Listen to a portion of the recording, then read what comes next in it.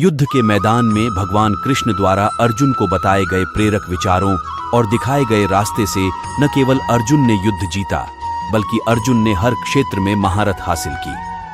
भगवान श्री कृष्ण के अनमोल वचन और उद्धरणों के आधार पर हर व्यक्ति जीवन के हर क्षेत्र में महारत हासिल कर सकता है। दोस्तों, अगर आप इस वीडियो में बताए गए श्री कृष्ण के अनमोल वचन और विचारों को अपने जीवन में अपनाते हैं, तो आप मुश्किल समय में भी धैर्य से अपने मुकाम पर सुरक्षित पहुंच सकते हैं। आत्मा को कोई शस्त्र कभी काट नहीं सकता। अच्छे लोगों की कृष्ण परीक्षा बहुत लेता है परंतु साथ नहीं छोड़ता, और बुरे लोगों को कृष्ण बहुत कुछ देता है परंतु साथ नहीं देता। जिंदगी में दो लोगों का होना बहुत जरूरी है। एक कृष्ण जो ना लड़े फिर भी जीत पक्की कर दे, दूसरा कर्ण जो हार सामने हो फिर भी साथ ना छोड़े। तू करता वही है जो तू चाहता है, होता वही है जो मैं चाहता हूं, तू कर वही जो मैं चाहता हूं, फिर होगा वही जो तू चाहता है। रोते हुए कृष्ण ने कहा, मैं तो सबकी सुनता हूं पर मेरी कौन सुनता है। इंसान गलत कार्य करते समय दाएं बाएं आगे पीछे चारों तरफ देखता है, बस ऊपर देखना भूल जाता है। श्री कृष्ण कहते हैं, जन्म लेने वाले की मृत्यु उतनी ही निश्चित होती है जितने की मृत्यु होने वाले के लिए जन्म लेना। इसलिए जो अपरिहार्य है उस पर शोक मत करो। भरोसा अगर खुद पर रखो तो ताकत बन जाता है, और दूसरों पर रखो तो कमजोरी। आप कब सही थे इसे कोई याद नहीं रखता है, लेकिन आप गलत थे इसे सब लोग याद रखते हैं। मैं किसी के भाग्य का निर्माण नहीं करता और ना ही किसी को कर्मों का फल देता हूं। मनुष्य कितना भी गोरा क्यों ना हो, परंतु उसकी परछाई सदैव काली होती है। मैं श्रेष्ठ हूं, यह आत्मविश्वास है, लेकिन सिर्फ मैं ही श्रेष्ठ हूं, यह अहंकार है। श्री कृष्ण कहते हैं, तुम्हारा क्या है जो तुम रोते हो? तुम क्या लाए थे जो तुमने खो दिया? तुमने क्या पैदा किया था जिसका नाश हो गया? ना तुम कुछ लेकर आए थे ना कुछ लेकर जाओगे। जो लिया यहीं से लिया, जो दिया यहीं पर दिया। यदि आप किसी के साथ मित्रता नहीं कर सकते तो उसके साथ शत्रुता भी नहीं करनी चाहिए।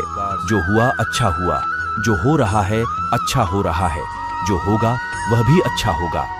तुम भूत का पश्चाताप न करो, भविष्य की चिंता न करो, वर्तमान चल रहा है इसी का आनंद लो। राधा ने श्री कृष्ण से पूछा, प्रेम का असली मतलब क्या होता है? श्री कृष्ण ने हंसकर कहा, जहां मतलब होता है वहां प्रेम कहां होता है। प्रेम एक ऐसा अनुभव है जो मनुष्य को कभी परास्त नहीं होने देता, और घृणा एक ऐसा अनुभव है जो मनुष्य को कभी जीतने नहीं देता। श्री कृष्ण कहते हैं, जिस व्यक्ति को आपकी कद्र नहीं, उसके साथ रहने से अच्छा है आप अकेले ही रहे। हर कीमती चीज उठाने के लिए झुकना ही पड़ता है। माँ बाप का प्यार इनमें से एक है। अगर व्यक्ति शिक्षा से पहले संस्कार, व्यापार से पहले व्यवहार और भगवान से पहले माता पिता को पहचान ले तो जिंदगी में कभी कोई कठिनाई नहीं आएगी। स्वार्थ से रिश्ते बनाने की कितनी भी कोशिश करो वो कभी नहीं बनते, और प्रेम से रिश्तों को कितना भी तोड़ने की कोशिश करो वो कभी नहीं टूटते। हर किसी के अंदर अपनी ताकत और कमजोरी होती है। मछली जंगल में नहीं दौड़ सकती और शेर पानी का राजा नहीं बन सकता, इसलिए अहमियत सभी को देनी चाहिए। कभी भी स्वयं पर घमंड मत करना, क्योंकि पत्थर भी भारी होकर पानी में अपना वजूद खो देता है। हद से ज्यादा सीधा होना ठीक नहीं, क्योंकि जंगल में सबसे पहले सीधे पेड़ों को ही काटा जाता है। अच्छी किस्मत के लोग थोड़ा भी बुरा होने पर भगवान को कोसते हैं, और बुरी किस्मत के लोग थोड़ा भी अच्छा होने पर भगवान का धन्यवाद करते हैं। श्री कृष्ण कहते हैं, किसी को कुछ देकर अहंकार मत करना। क्या पता तू जो दे रहा है उससे अपने पिछले जन्म का कर्जा चुका रहा। परोपकार सबसे बड़ा पुण्य है और दूसरों को कष्ट देना सबसे बड़ा पाप है। मनुष्य अपने विश्वास से निर्मित होता है, जैसा वो विश्वास करता है वैसा ही बन जाता है। संदेह करने वाले लोगों को प्रसन्नता ना इस लोक में मिलती है और ना ही किसी अन्य लोक में। परमात्मा कहते हैं, भाग्य से जितनी ज्यादा उम्मीद करोगे वह उतना ही ज्यादा निराश करेगा, और कर्म पर जितना जोर दोगे वह हमेशा उम्मीद से ज्यादा देगा। मेरा तेरा, छोटा बड़ा, अपना पराया मन से मिटा दो, फिर सब तुम्हारा है और तुम सबके हो। इतिहास कहता है कि कल सुख था, विज्ञान कहता है कि कल सुख होगा, लेकिन धर्म कहता है कि अगर मन सच्चा और दिल अच्छा है तो हर रोज सुख होगा। जब तुम्हें विश्वास है कि तुम्हारा ईश्वर तुम्हारे साथ है तो क्या फर्क पड़ता है कि कौन तुम्हारे खिलाफ है। जिंदगी को हमेशा मुस्कुराकर जियो, क्योंकि आप नहीं जानते कि यह कितनी बाकी है। मैं विधाता होकर विधि के विधान को नहीं डाल सका। मेरी चाह राधा थी और चाहती मुझको मीरा थी, पर मैं रुक्मणी का हो गया। जो सत्य की राह पर चलते हैं उनकी जीत का शंखनाद स्वयं प्रभु करते हैं। उनकी तकलीफों का समाधान भी वही निकालते हैं। जब समस्याओं पर ध्यान लगाओगे तो लक्ष्य दिखना बंद हो जाएगा, और जब लक्ष्य पर ध्यान लगाओगे तो समस्याएं दिखने बंद हो जाएंगी। आपके कर्म ही आपकी पहचान है, वरना एक नाम के हजारों इंसान हैं। प्रहलाद जैसा विश्वास हो, भीलनी जैसी आस हो, द्रौपदी जैसी पुकार हो और मीरा जैसा इंतजार हो तो श्री कृष्ण को आना ही पड़ता है।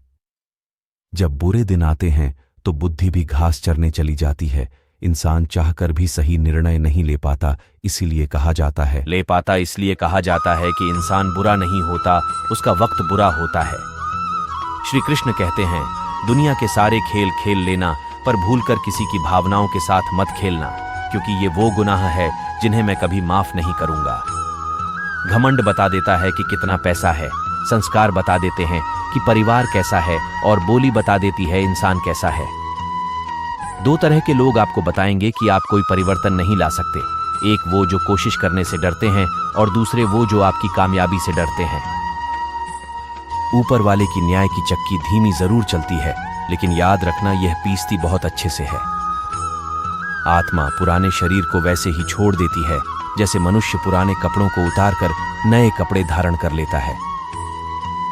जीवन की सुंदरता इस बात पर निर्भर नहीं करती कि आप कितने खुश हैं, परंतु इस बात पर निर्भर करती है कि आपके कारण दूसरे कितना खुश है। श्री कृष्ण गीता में कहते हैं, जब धरती पर पाप, अहंकार और अधर्म बढ़ेगा तो उसका विनाश करने, पुनः धर्म की स्थापना करने हेतु मैं अवश्य आऊंगा।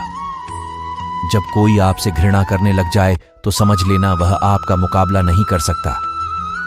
कर्मफल व्यक्ति को उसी तरह ढूंढ लेता है जैसे एक बछड़ा सैकड़ों गायों के बीच अपनी मां को ढूंढ लेता है।